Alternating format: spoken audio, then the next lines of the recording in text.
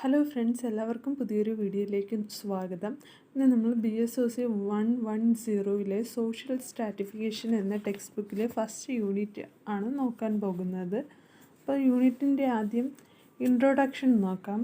ഇൻട്രൊഡക്ഷനിൽ പറയുന്നത് social stratification is A process through out which groups and social categories in societies are ranked as higher or lower to one another in terms of their relative position on the scale of prestige, privilege, wealth and power. അപ്പോൾ social stratification അല്ലേ, social stratification എന്നതുകൊണ്ട് ഉദ്ദേശിക്കുന്നത് എന്താണ്? അതിലൂടെ സൊസൈറ്റിയിലുള്ള ആൾക്കാരെ എങ്ങനെ categorise ചെയ്യാം? അവരുടെ പ്രിസ്റ്റീജിനും പ്രിവിലേജിനും അനുസരിച്ചല്ലേ, അതായത് അവരുടെ അന്തസ്സിനും അതുപോലെ പദവിക്കും അനുസരിച്ച് മനുഷ്യരെ കാറ്റഗറൈസ് ചെയ്തിരിക്കുന്ന ഒരു കൂട്ടം വിഭാഗത്തിനെയാണ് സോഷ്യൽ സ്ട്രാറ്റിഫിക്കേഷൻ എന്ന് പറയുന്നത്. എന്താണ്? മനുഷ്യൻ്റെ പ്രിസ്റ്റീജിനും പ്രിവിലേജിനും അനുസരിച്ച് ഉള്ള ക്ലാസിഫിക്കേഷൻ, ആ ഒരു പ്രോസസ്സിനെയാണ് സോഷ്യൽ സ്ട്രാറ്റിഫിക്കേഷൻ എന്നതുകൊണ്ട് ഉദ്ദേശിക്കുന്നത്. അതൊക്കെയാണ്. പിന്നെ social stratification is also historical process. It emerged as A social institution of societies at A certain level of social evolution and social development. അതൊക്കെ തന്നെയാണ് എന്താ ഹിസ്റ്റോറിക്കലി ആയിട്ടുള്ള ഇൻസ്റ്റിറ്റ്യൂഷൻ ആണെന്നും പറഞ്ഞൊക്കെയാണ് പറഞ്ഞിരിക്കുന്നത്. അതിൻ്റെ താഴെ പറയുന്നുണ്ട് ദി എവല്യൂഷണറി പ്രോസസ്സ്. അതിലെന്താണ് പറയുന്നത്? അതിൽ പറയുന്നത് എന്താണ്? സോഷ്യൽ പരിണാമം അല്ലേ, പരിണാമ പ്രക്രിയയെക്കുറിച്ചാണ് പറയുന്നത്. അതായത് social stratification as a institution involved when the technologies of production underwent basic changes. Social stratification എന്നുള്ള പരിണാമ സിദ്ധാന്തത്തിൽ ടെക്നോളജിയുടെ ഇൻവോൾവ്മെൻ്റ് എന്ന് പറയുന്നത് വലിയൊരു മാറ്റം കൊണ്ടുവന്നെന്നാണ് പറയുന്നത്. Innovation of animal husbandry and agriculture. Animal husbandry അല്ലേ, അതുപോലെ തന്നെ അഗ്രികൾച്ചറും എന്താണ്?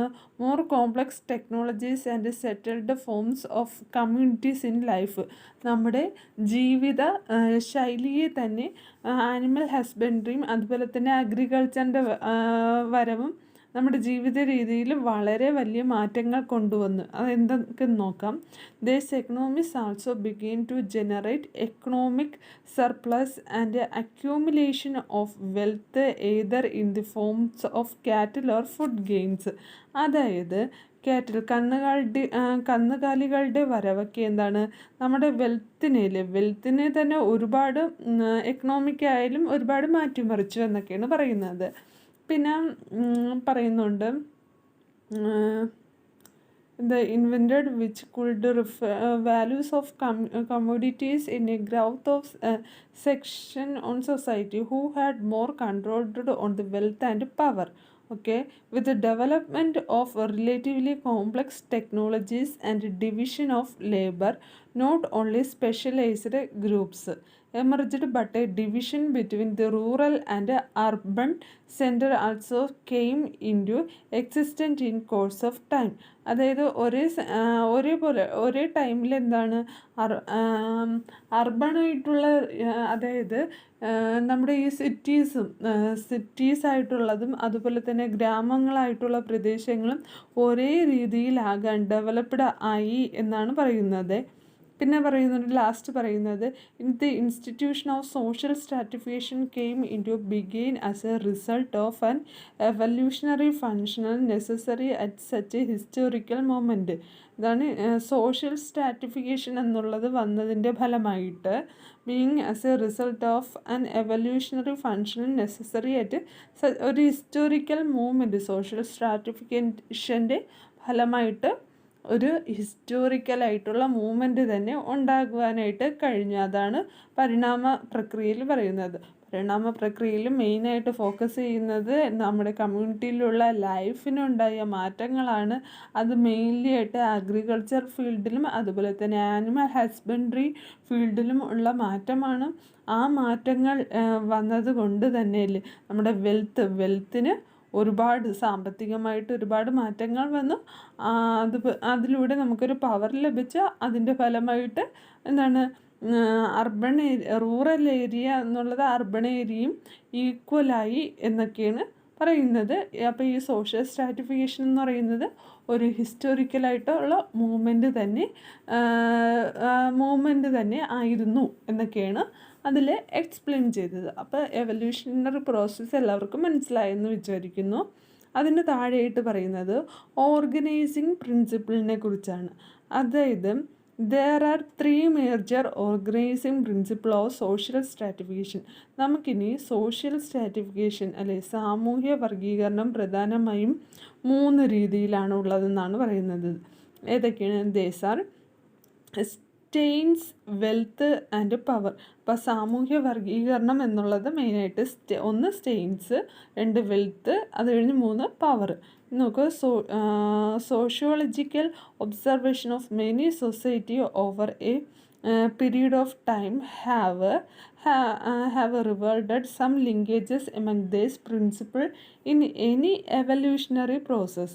For example, even in society which did not have the institution of social stratification such as the food gathering and hunting communities, some individuals enjoying higher social status and were treated as leader, the magicians, persons with the exceptional skills in limiting or in any other spheres of social, economic and defense were accorded higher status. അതായത് എന്താണ്, ചില ആൾക്കാർ ഈ എന്താണ് അവരുടെ wealth വളരെ സാമ്പത്തികമായി അവർ വളരെ മുമ്പിലായിരുന്നു എന്നാണ് അവിടെ പറയുന്നത്. The group of people such as the gradation based on the caste and classes in our societies. അപ്പോൾ stratification because stratification because such an accord of individual distinction contributed to social differentiation which could be on the basis of merit, age, gender or any other marker in society. Social stratification come into being in societies when social gradation or ranking is done on the basis of an entire group of people such as the gradation based on the caste and class in our societies. കണ്ടോ, അതായത് കാസ്റ്റിൻ്റെയും ക്ലാസ്സിൻ്റെയും രീതിയിൽ എന്താണ് ആൾക്കാരെ മാറ്റി കണ്ടിരുന്നു എന്നാണ് പറഞ്ഞിരിക്കുന്നത്. അതിലൂടെയാണ് ഈ സ്ലാവറി, അടിമത്വം അങ്ങനെയുള്ളതൊക്കെ വന്നത്. അത് നമ്മൾ പിന്നീട് ഡിസ്കസ് ചെയ്യുന്നതായിരിക്കും ഇതിൽ തന്നെ. അപ്പോൾ ഏജിൻ്റെയും ജെൻഡറിൻ്റെയും ഇതിലൊക്കെ ക്ലാസിഫിക്കേഷൻ നടന്നതായിട്ടും ഇതിൽ പറയുന്നുണ്ട്. അതിന് താഴെയായിട്ട് പറയുന്നതാണ് സ്റ്റാറ്റസിനെ കുറിച്ച് പറയുന്നുണ്ട്. അതിൽ പറയുന്നത് the earliest principle of social stratification is that of status. Social stratification എന്നുള്ളത് സ്റ്റാറ്റസുമായി ബന്ധപ്പെട്ടിരുന്നു. Status is in the language of social stratification means ranking of group in a society on the basis of their relative position in terms of honour or respect. Status എന്നുള്ളത് മെയിനായിട്ട് focus ചെയ്യുന്നത് societies on the basis of their relative position in terms of honour or respect. Status എന്നുള്ള main എന്ന് പറയുമ്പോൾ ഒരാളുടെ ഒരു status നമ്മൾ എങ്ങനെ നോക്കുന്നത്, അവർക്ക് മറ്റുള്ളവരോടുള്ള ഒരു ഹോണറബിൾ അല്ലെങ്കിൽ അവരോടുള്ള ഒരു റെസ്പെക്റ്റ്, ബഹുമാനം എന്നതിലൂടെയാണ്. അതാണ് മെയിൻ സ്റ്റാറ്റസ് കൊണ്ട് ബഹുമാനം. ഓക്കെ, അതാണ് പറഞ്ഞിരിക്കുന്നത്. Honour is a qualitative attributed which member in a status group enjoy by birth. അപ്പോൾ അത് എവിടെ നിന്നാണ് തുടങ്ങുന്നത്? ആ ഹോണറബിൾ എന്നുള്ളത് ബർത്തിൽ നിന്ന് ജനനം മുതൽ തുടങ്ങുന്നു എന്നാണ് അവിടെ ഡിസ്ക്രൈബ് ചെയ്തിരിക്കുന്നത്. അതിന് താഴെ പറയുന്നത് സ്റ്റാറ്റസിൽ മെയിനായിട്ട് പറയുന്നത് റെസ്പെക്റ്റ് എന്നുള്ള ഒരു ഇതിലാണ് സംസാരിച്ചിരിക്കുന്നത്. താഴെ എന്താണ് വെൽത്ത് എന്ന് പറയുമ്പോൾ എന്താണ്? സമ്പത്തിനെ കുറിച്ചാണ് പറയുന്നത്. The second organising principle of social stratification is ഇതെന്താണ് പറയുന്നതെന്ന് മനസ്സിലായല്ലോ. അതായത് സോഷ്യൽ സ്ട്രാറ്റിഫിക്കേഷനിലെ മെയിനായിട്ടുള്ള ഓർഗനൈസ് ചെയ്തിട്ടുള്ള 3 പ്രിൻസിപ്പിളാണ് വരുന്നത്. അതിൽ ഒന്നാമത് വരുന്നത് സ്റ്റാറ്റസ്, രണ്ടാമത് വെൽത്ത്, മൂന്നാമത് പവർ. അതിൽ രണ്ടാമത്തെ വെൽത്തിനെ കുറിച്ചാണ് നമ്മളിപ്പോൾ പറയുന്നത്. The second organising principle of social stratification വെൽത്താണ്. രണ്ടാമത്തെ ഓർഗനൈസേഷൻ ഏതാണ്? വെൽത്താണ്. വെൽത്ത് എന്ന് പറയുന്നത് generated in society only when technologies advancement takes place and there is a change in the mode of production. അല്ലേ? വെൽത്ത്, നമ്മുടെ സമ്പത്ത് തീർച്ചയായിട്ടും ചേഞ്ച് വന്നത് എപ്പോഴാണ്? ടെക്നോളജിയിലുണ്ടായിട്ടുള്ള ഡെവലപ്പ് കൊണ്ടാണ്. അതിന് ടെക്നോളജിക്കൽ ഡെവലപ്മെൻറ്റ് എന്ന് പറയുമ്പോൾ നമ്മൾ ഇന്ന് എന്താണ് മനുഷ്യൻ ചെയ്യേണ്ടുള്ള മിക്ക കാര്യങ്ങളും റോബോട്ടുകൾ ചെയ്യുന്നുണ്ടല്ലേ ഇന്നത്തെ തലമുറയിൽ. അപ്പോൾ അത്രയ്ക്കും വേണ്ടി നമ്മൾ ടെക്നോളജിക്കൽ ഡെവലപ്ഡ് ആണ് ഇന്ന്. അപ്പോൾ ഇതിൽ പറയുന്ന ടെക്നോളജിക്കൽ ഡെവലപ്മെൻറ്റിൻ്റെ എക്സാമ്പിൾ പറയുന്നത് change from hunting and food garnering economic to settled agriculture, change from agriculture based economic to on based predominantly upon manufacturing and industry. Such changes not only brought about the institution of social stratification, but in course of time also altered the principle of organization of social stratification. അതായത് നേരത്തെ പറഞ്ഞതുപോലെ അഗ്രികൾച്ചറിലും ഹണ്ടിങ്ങിലും ഉണ്ടായ ആ technological ആ change, അതൊക്കെയാണ് എന്താണ് വെൽത്തിലുണ്ടായ മാറ്റത്തിനെ കുറിച്ച് പറയുന്നത്. അതൊക്കെയാണ് അവിടെ ഡിസ്ക്രൈബ് ചെയ്തിരിക്കുന്നത്. തേർഡ് വൺ പവർ എന്ന് പറയുമ്പോൾ ശക്തി. അതിൽ പറയുന്നത് third organising principle of social stratification പവറാണ്. Unlike status and wealth which can be clearly linked with group characterised of ranking the സൊസൈറ്റിയെ എന്താണ് പവറിൻ്റെ ഇതിൽ റാങ്കിങ് ചെയ്തിട്ടുണ്ട്. എന്താണ് ഒരു സൊസൈറ്റിയിലുള്ള ആൾക്കാരെ അവരുടെ പവറിനനുസരിച്ച് റാങ്കിങ് ചെയ്തിട്ടുണ്ട്. ആ പവർ എന്തൊക്കെയെന്ന് നോക്കാം. The principle of power is relatively diffused and attributed because it is not exclusive in character. It is always possible that a group with a higher status in society or that which enjoys greater wealth, അപ്പം നമ്മുടെ സൊസൈറ്റിയിൽ higher സ്റ്റാറ്റസിലുള്ളവർക്കല്ലേ, ഇപ്പം നമ്മൾ first ഇതിൽ പഠിച്ചായിരുന്നു എന്താണ് ജന്മി ആദ്യം കുറേ ബ്രാഹ്മിൻസ് ഉണ്ടായിരിക്കും, അതിന് താഴെ കുറച്ച് ജന്മിമാരുണ്ടായിരിക്കും, ജന്മിയുടെ താഴെ അവർക്ക് ജോലി ചെയ്യുന്ന അങ്ങനെ ഓരോ റാങ്കിങ് ഉണ്ടായിരിക്കും. അപ്പോൾ ഇവിടെയും ഓരോ റാങ്കിങ് ഉണ്ട്. ആ റാങ്കിങ്ങിനനുസരിച്ച് ഹയർ സ്റ്റാറ്റസിൽ വരുന്നവർക്കായിരിക്കും കൂടുതലായിട്ടുള്ള പവർ ഉള്ളതെന്നാണ് പറയുന്നത്. More power in society. Okay, nevertheless one could make a distinction between, say, principle of privilege, whereas the latter tend to be based on the group ability to use coercive means for other groups conformly. അപ്പം അതൊക്കെയാണ് അവിടെ max വെബറിൻ്റെ കോൺട്രിബ്യൂഷൻസൊക്കെ, അതൊക്കെയാണ് അവിടെ main focus ചെയ്ത് പറഞ്ഞിരിക്കുന്നത്. ഇതുപോലെ ഇപ്പോഴത്തെ പേജിൽ അവിടെ ഒരു നോക്കി, A relevant example of this could be found in the policies of educational institution in our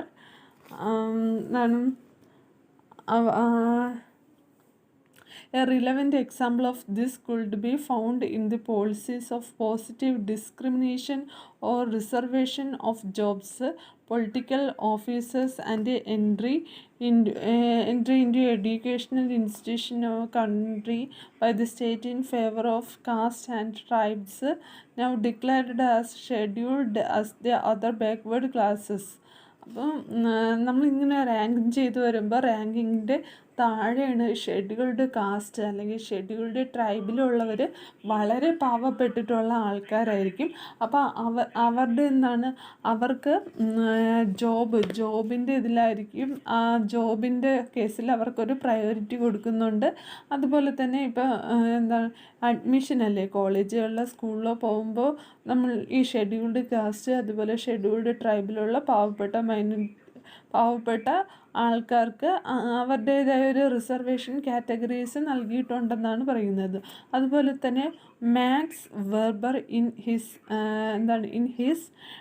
treatment of power as an element in the formation of social stratification has rightly emphasized the significance of political parties and their role in optimizing their access to power.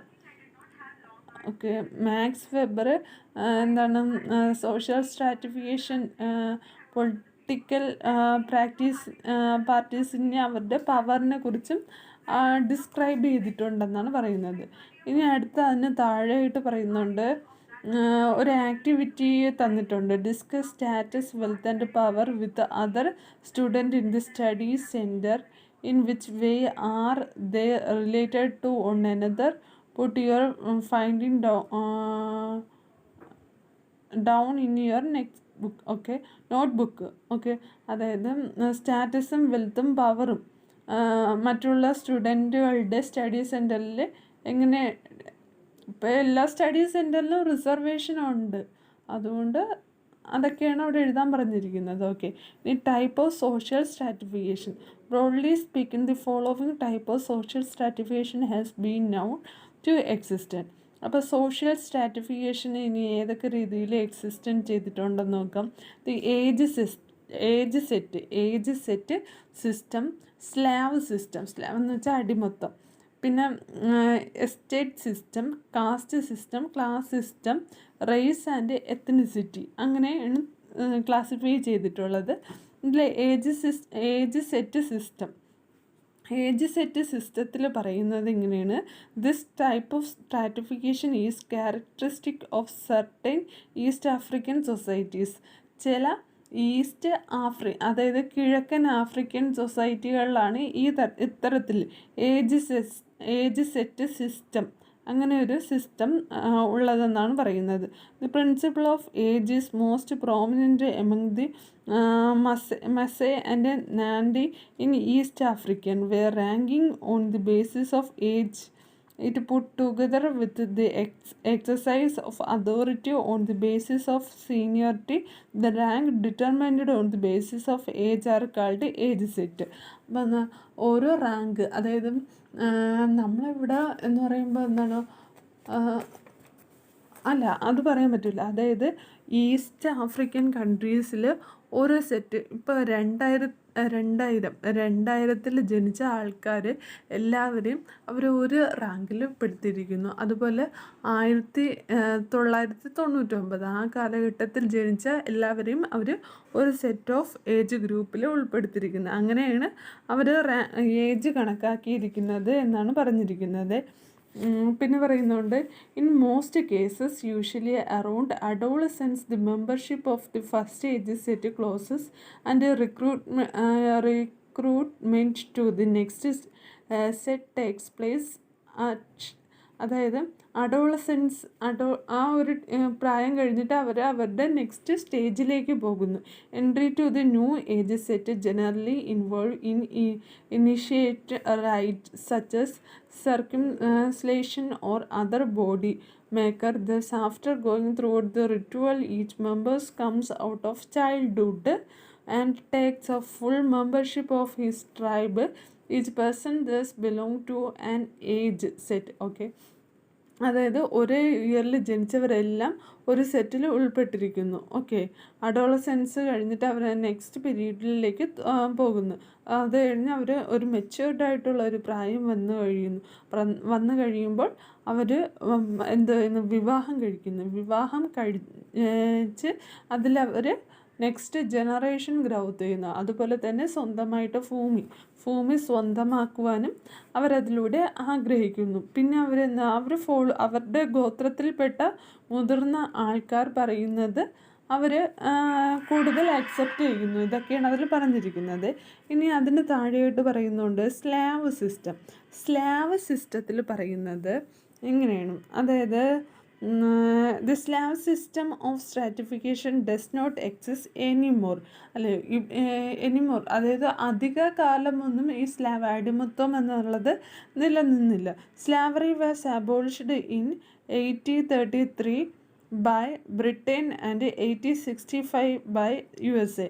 Okay, abolish ചെയ്തു, അതായത് അത് നിരോധിച്ചു. ഏതൊക്കെ കാലഘട്ടത്തിലെന്ന് തന്നിട്ടുണ്ട്. This was characterised by a high degree of institutionalisation.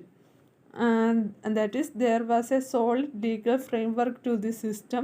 The main emphasis in the system was on the economic inequalities which rendered certain group of people without rights.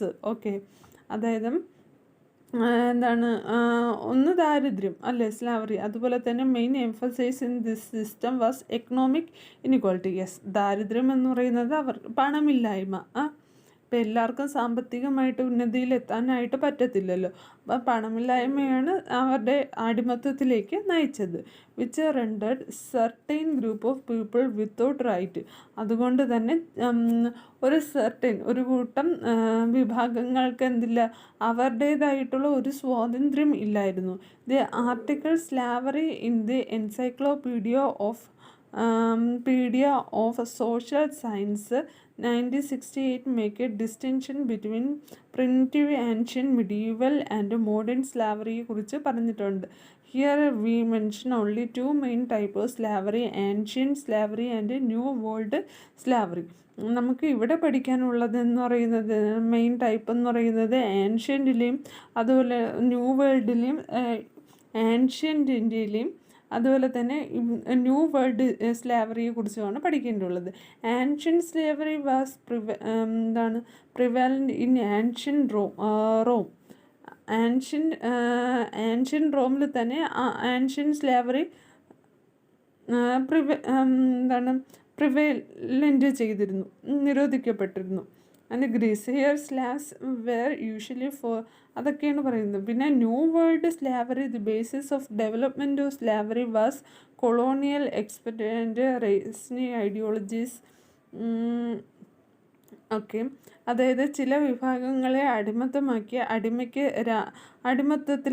അടിമത്തത്തിൽ കഴിയുന്ന ആൾക്കാർക്ക് എന്താണ്, രാഷ്ട്രത്തിൻ്റെ ഒരു ഇതിലും ഒന്നും പറയാൻ, അതായത് രാഷ്ട്രത്തിൻ്റെ വളർച്ചയിലോ അല്ലെങ്കിൽ രാഷ്ട്രീയ തത്വത്തിൽ പങ്കെടുക്കാനോ അവർക്ക് കഴിഞ്ഞിരുന്നില്ല.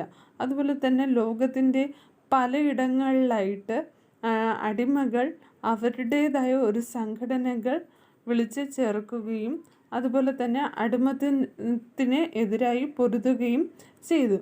അങ്ങനെയൊക്കെയാണ് ഈ സ്ലാവറി സിസ്റ്റം എന്നുള്ളത് ഒരു പരിധി വരെ ഒഴിഞ്ഞു പോയതെന്നാണ് പറഞ്ഞിരിക്കുന്നത്.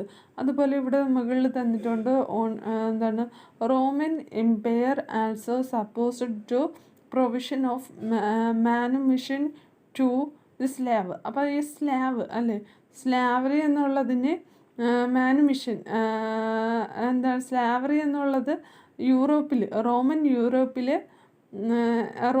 റോമൻ എംപയറും എന്ത് ചെയ്തു, സ്ലാവറി സിസ്റ്റത്തിനെ നിരോധിക്കാനായിട്ട് കുറേ തുണച്ചു എന്നാണ് പറഞ്ഞിരിക്കുന്നത്. ഓക്കെ, ഇത്രയേ ഉള്ളൂ. Thank you for